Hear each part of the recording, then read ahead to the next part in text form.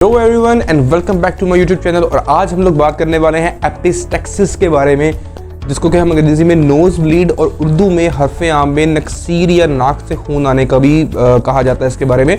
और गर्मियों के अंदर, क्योंकि अब गर्मियाँ आने वाली है, समर सीजन आने वाला, गर्मियों के अंदर ये चीज़ जो है ये बहुत कॉमन है। और इसके अंदर एक बहुत बड़ी मिस्टेक है जो हमारे इस पूरे मुआशरे के अंदर पाई जाती है कि जब भी किसी को नोज ब्लीड होती है तो एक बहुत बड़ी मिस्टेक करते हैं वो लोग। वो क्या मिस्टेक है और क्या इस ये चीज़ हमारी बॉडी के लिए किस हद तक हार्मफुल साबित हो सकती है और उसके क्या रीजंस हैं। तो if you want to know the answers of all this questions then watch this video till end. जी, तो सबसे पहले हम लोग ये देख लेते हैं कि नोज ब्लीड, नक्सीर या एपिस्टेक्सिस ये होती क्या है। जिस तरह कि आपको पता है कि हमारे नाक है और नाक के अंदर जो है छोटी छोटी ब्लड वेसल्स पाई जाती हैं और ये ब्लड वेसल्स जो हैं ये बहुत फ्रेजाइल होती हैं, ये बहुत नाजुक होती हैं, ये बहुत इजीली जो है ये रप्चर हो सकती हैं और इनके रप्चर होने की काफ़ी सारी कॉजेज़ भी हो सकती हैं। गर्मियों के अंदर ये मोस्टली कॉमन क्यों होता है?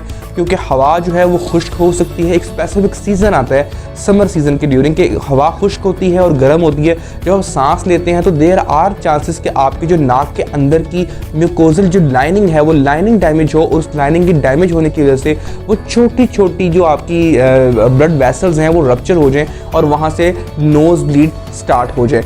इसकी फर्दर आगे दो टाइप्स होती हैं कि एक एंटीरियर साइड पे यानी कि नाक के आगे वाले हिस्से की आर्टरीज जो हैं या जो वेसल्स हैं वो रप्चर हो रही हैं, या बैक साइड की। अगर तो आगे की साइड की रप्चर हो रही है that is not a big deal, वो इतनी कोई बड़ी बात नहीं है, वो इतनी खतरनाक चीज़ नहीं है। लेकिन अगर back side of the nose की आर्टरीज या वेसल्स जो हैं वो रप्चर हो रही है और ब्लीडिंग जो है वो काफ़ी स्वेयर है, काफ़ी ज़्यादा है, then you need a medical attention. लेकिन आमतौर पर मोस्ट कॉमनली जो नाक के आगे वाले हिस्से की वेसल्स होती हैं वो रप्चर होती है और वहाँ से हमें नोज ब्लीड स्टार्ट हो जाती है।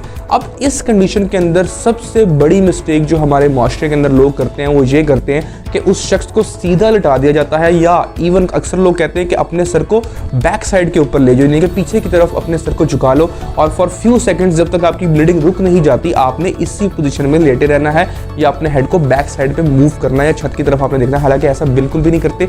उसकी वजह ये है कि जब ब्लीडिंग हो रही होती है तो आपको चाहिए कि आप उस ब्लीडिंग को बाहर निकलने दें और आफ्टर फ्यू सेकंड, जिस तरह हमारी स्किन के ऊपर भी कट लगता है थोड़ी देर बाद ब्लीडिंग रुक जाती है, हमारी बॉडी का एक नेचुरल फिनोमेना है। सिमिलरली जब आपकी ब्लड वेसल्स यहाँ पे रप्चर हुई हैं आफ्टर फ्यू सेकंड्स वहाँ पे भी ब्लीडिंग जो है वो स्टॉप हो जाएगी। और टिल देन आपको क्या करना है कि आपको उस ब्लीडिंग को निकलने देना है, आपको अपने हेड को आगे की साइड पे फॉरवर्ड करना है और अपने नोज को आपने पिंच कर लेना। This is the way you can avoid any kind of complication after nose bleed.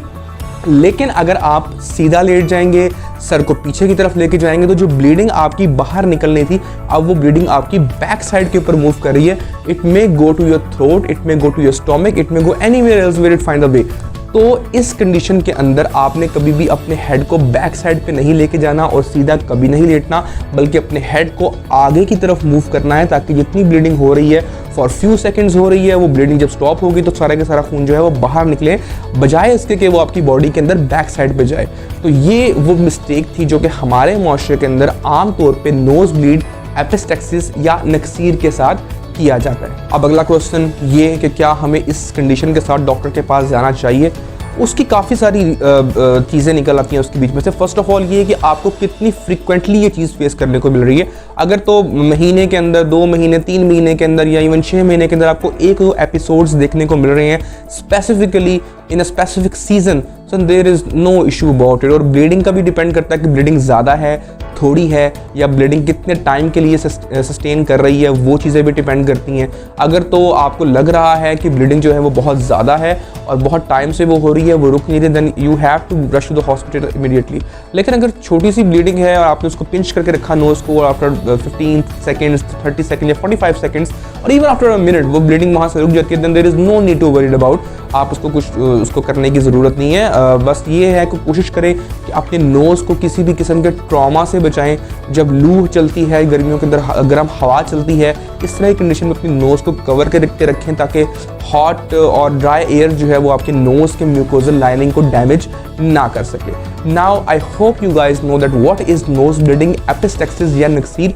और वो जो कंडीशन मैंने आपको बताई कि आगे आने वाले वक्तों में अगर आप किसी कंडीशन में इस तरह का कोई भी सिनेरियो देखें तो काइंडली ये चीज़ मत कीजिएगा, एक गलत फॉल्टी पोस्चर में उस शख्स को ना लेके जाइएगा, क्योंकि उसकी वजह से उसकी कॉम्प्लिकेशंस कम होने के बजाय बढ़ सकती हैं। Thank you so much.